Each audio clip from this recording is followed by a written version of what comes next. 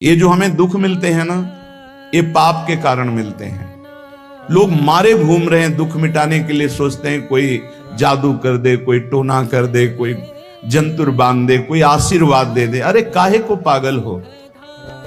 यदि तुम अच्छे आचरण करते हो, भगवान नाम जप करते हो, सद धर्म से चलते हो, तो तुम्हें किसी से आशीर्वाद मांगने की जरूरत नहीं। बात मान लीजिए, प्रार्थना मान लीजिए। दिखावे में लाखों लोग अपने जीवन को नष्ट करने के लिए तैयार हैं। ये माया का ही तो दिखावा है जिसमें जन्म के जन्म हमारे नष्ट होते जा रहे हैं। सत्य मार्ग को क्यों नहीं पकड़ते हो? किसी के आशीर्वाद की जरूरत नहीं आपको आनंद प्राप्ति के लिए। आप आनंद के बच्चा हो, आनंद स्वरूप हो। जिनसे आशीर्वाद मांगते हो उनके अंदर जो आत्म तत्व बैठा है वो तुम्हारे अंदर बैठा है। वही संपूर्ण आनंद लिए तुम्हारे अंदर बैठा है। तुम्हें किसी से गिगियाने की जरूरत नहीं। बस तुम अपने स्वरूप को नहीं पहचान पा रहे हो, अपनी शक्ति को जागृत नहीं कर पा रहे हो, इसलिए तुम दौड़े घूम रहे हो। भागने की जरूरत नहीं है। सत्संग सुनो, उसे अपने आचरण में उतारो। ये बात आप कागज में लिख लो, चाहे दिमाग में लिख लो। जब तक आपके आचरण शुद्ध नहीं होंगे, जब तक आप भजन नहीं करोगे, जब तक आप दूसरों को सुख नहीं दोगे, मन वचन कर्म से किसी को भी दुख नहीं पहुंचाना, तब तक आप भागे। और यहां से लेकर ब्रह्मलोक तक अगर आपको सुख मिल जाए तो बता देना। आप ब्रह्म भुवनान लोकान पुनरावर्तिनो, अर्जुन यहां सुख मिलने वाला है। आ ब्रह्म स्तंभ पर्यंतम सर्वम मायामयम जगत, यहां सुख मिलने वाला है।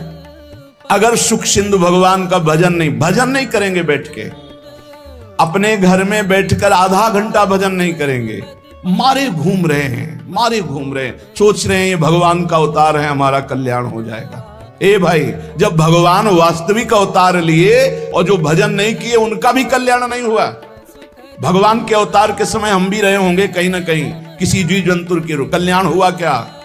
अब भजन करोगे तो कल्याण हो जाएगा। हमारी बात मान लो। बार बार आपको कभी कड़वे शब्दों में, कभी मीठे शब्दों में बताते हैं, ए भाई, बचपन से भगवान के मार्ग में लगे हुए हैं। हमको अपना कर्म भोगना पड़ रहा है। जो शरीर रचना के समय रचा गया था, वो सुखद या दुखद कर्म भोगना पड़ा। रामकृष्ण परमहंस जी के कैंसर था, भाई जी हनुमान प्रसाद पोद्दार जी के उदर में कैंसर था, बड़े बड़े महापुरुषों को भोगना पड़ा। तो प्रारब्ध को भोग लो। ये भोगने की सामर्थ्य नाम जप से आ जाएगी, और नाम जप करके जन्म मरण के चक्र से मुक्त हो जाओ। मान लो मेरी बात। क्या वृंदावन की परम पावन रज से बढ़कर त्रिभुवन में कोई रज है? इस रज में बैठकर तुम्हें आनंद नहीं मिल रहा तो कहां मिलेगा तुम्हें? क्या भगवान नाम से बढ़कर कोई अमोघ शक्ति है जो भगवान को अधीन कर सके? सुमिर पवन सुत पावन नामो, अपने बस कर राखे रामो। लेकिन समझ में नहीं आता। ये जीव सोचता है कोई तपस्वी, कोई सिद्ध से हमारे दुख दूर हो जाएं। नहीं, भगवान के वचन सुन लीजिए।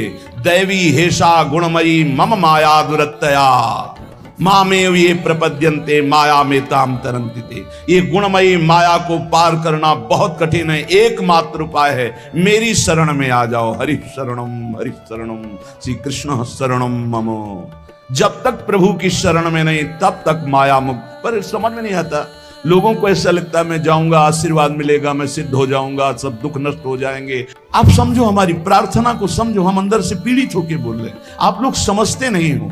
भगवान का भजन किए बिना कहीं भी भाग के चले जाओ, आपको शांति नहीं मिलेगी प्यारे।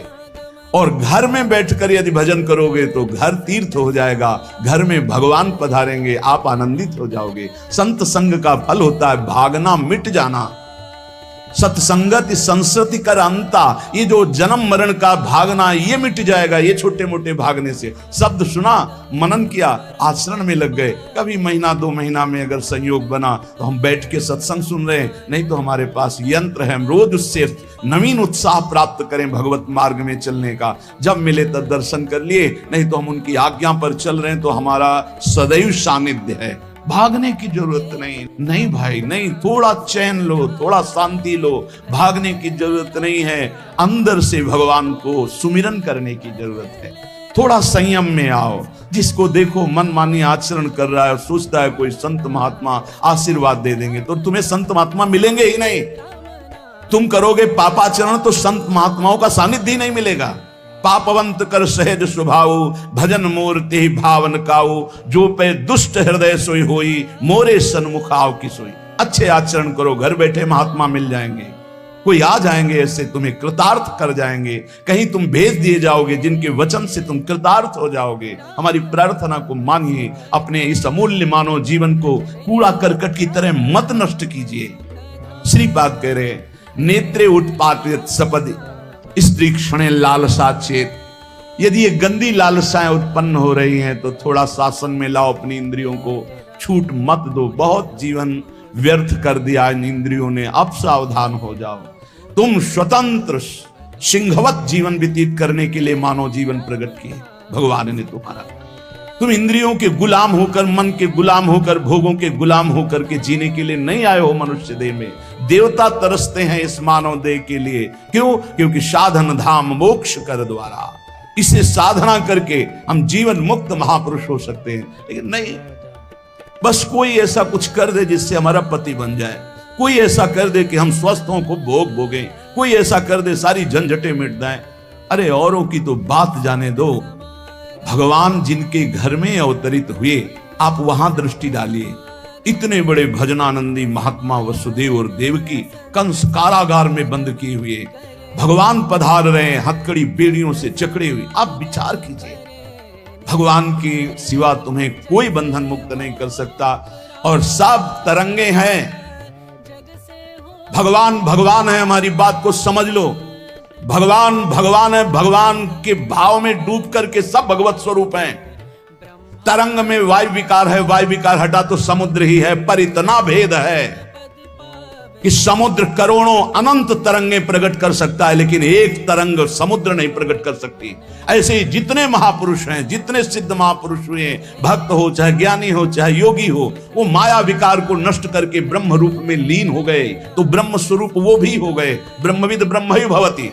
लेकिन ब्रह्म तो ब्रह्म है, जिसने एक संकल्प मात्र से अनंत सृष्टि का सृजन कर दिया, उसकी समानता करने वाला त्रिभुवन में कोई नहीं है। तो उन्हीं भगवान की, चाहे निराकार मानो, साकार मानो, सगुण मानो, निर्गुण मानो, उन्हीं भगवान की शरण में जाने के लिए सब संत महात्मा, और जो भगवान की शरण से अलग करके अपने को भगवान माने, तो हमें लगता है फिर बचना चाहिए ऐसे भगवानों से, जो अपने वचन से, अपने आचरण से, अपनी हृदय की भावनाओं से जीवों के माया जनित आकर्षण को नष्ट करके श्री भगवान से प्रीति करावे। उसे संत कहते हैं, उसे ब्रह्मर्षि कहते हैं, उसे महात्मा कहते हैं, उसे भक्त कहते हैं। शास्त्र उठा के देख लो, ब्रह्म स्वरूप हो गए हैं। दूसरों ने अनुभव किया कि साक्षात ब्रह्म है, लेकिन वो जब बोले तो अपने को ब्रह्म नहीं। लाइक करके चैनल को सब्सक्राइब गोस्वामी तुलसीदास जी साक्षात भगवान नाम जरूर जाना।